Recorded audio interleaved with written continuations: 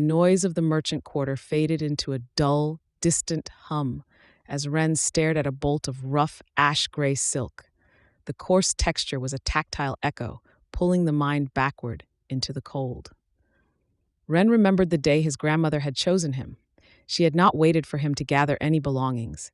She had simply turned her back on the opulent manor and walked into the freezing mountain mist without uttering a single word.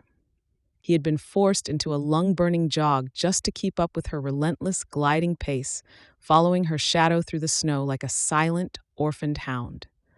Through the entire grueling ascent, she never once looked back. Never once checked if he was still behind her. When they finally reached the heavy timber door of the ascetic cabin, his small body was trembling violently from exhaustion and the biting wind. His grandmother pointed a gnarled finger toward a bare, shadowed spot on the freezing stone floor in the corner. "Sit there," she instructed, her voice like grinding stones. "I have nothing to give you. Sit there and meditate." Wren sat. His grandmother walked out into the snow and closed the door. She did not return for a week. And for 7 days and 7 nights, the boy did not eat, he did not cry, and he did not stand up. He sat in the lotus position, enduring the hollow agony in his stomach until the pain simply became another physical sensation to observe. In that freezing silence, he began the brutal work of building his foundation. He learned to sense the ambient chi, letting the slow, deliberate rhythm of his breathing replace the need for bread or warmth. When the heavy timber door finally groaned open a week later, he was still sitting exactly where she had left him.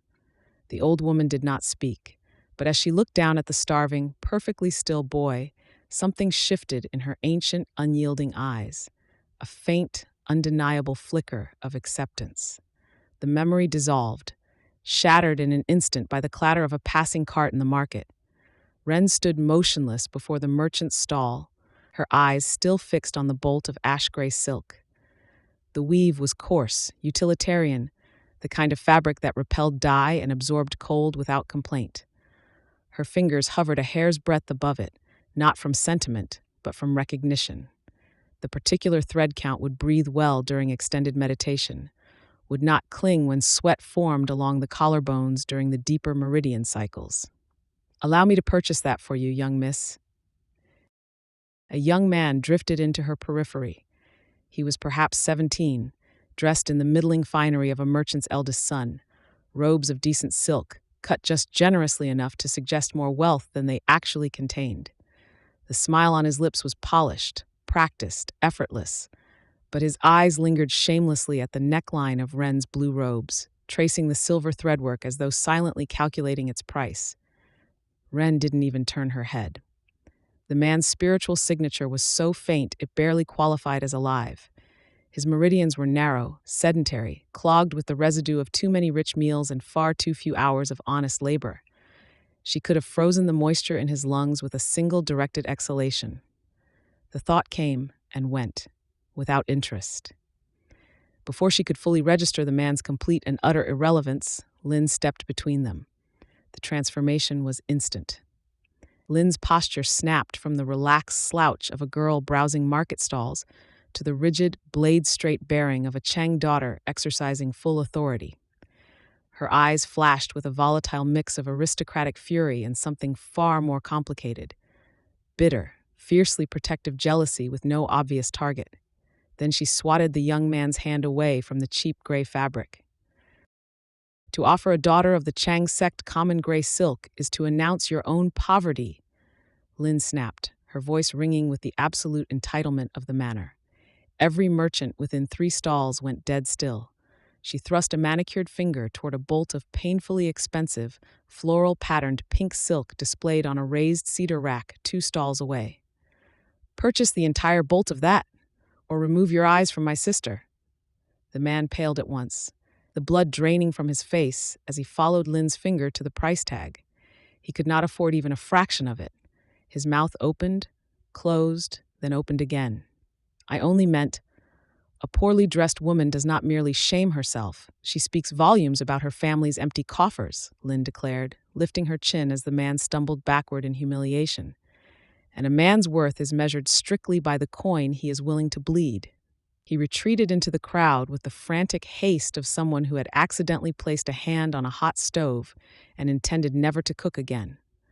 Ren watched him leave with the freezing, unblinking stillness of a glacier, finding the entire mortal performance utterly exhausting.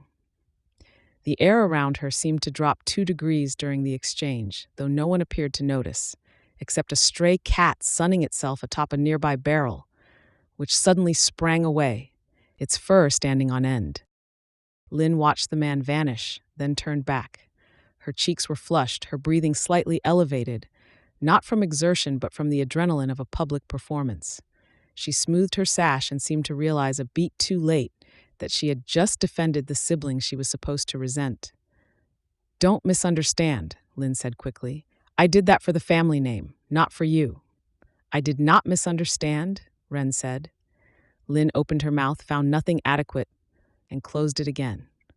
She stood beside Ren in the thinning crowd, and the silence between them took on a texture that was almost, if examined closely, companionable.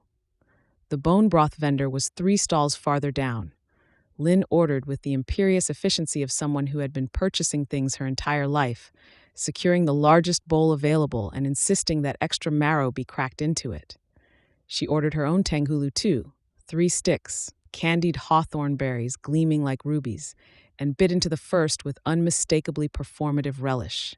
They found a stone bench beneath a bare persimmon tree. Ren drank the broth in measured sips, feeling the dense nutrients settle into her lower dantian, like sediment in a still pond. Each swallow sent warmth, flowing along pathways no ordinary broth should have been able to reach.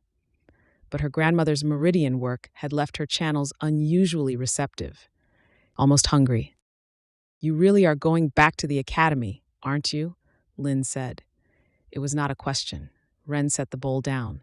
"Yes, as a girl, as the sect leader's daughter."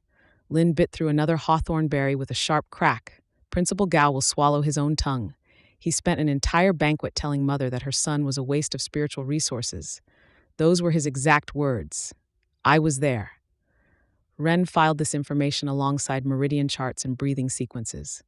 It did not produce anger. It produced geometry, the precise shape of a man's humiliation when confronted with the consequences of his own assessment.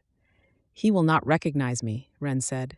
"No," Lin agreed. She studied Ren's profile, her expression shifting between resentment and reluctant fascination. "No, he won't. You don't even move the same way. Jin used to hunch. You sit like you're made of frozen iron." The persimmon tree's bare branches cast thin shadows across them both. A vendor called out prices for winter chestnuts. Somewhere a child laughed. "Lin," Ren said without turning, "the bolt of gray silk. Buy it for me." Lin stared. "After everything it breathes well during meditation. The pink would not." Lin's jaw tightened. Then, slowly, she exhaled through her nose, stood, and walked back toward the merchant's stall, with the resigned stride of someone who'd lost an argument she hadn't even realized she was having. Ren watched her go. The broth cooled in the bowl. The air still held its chill.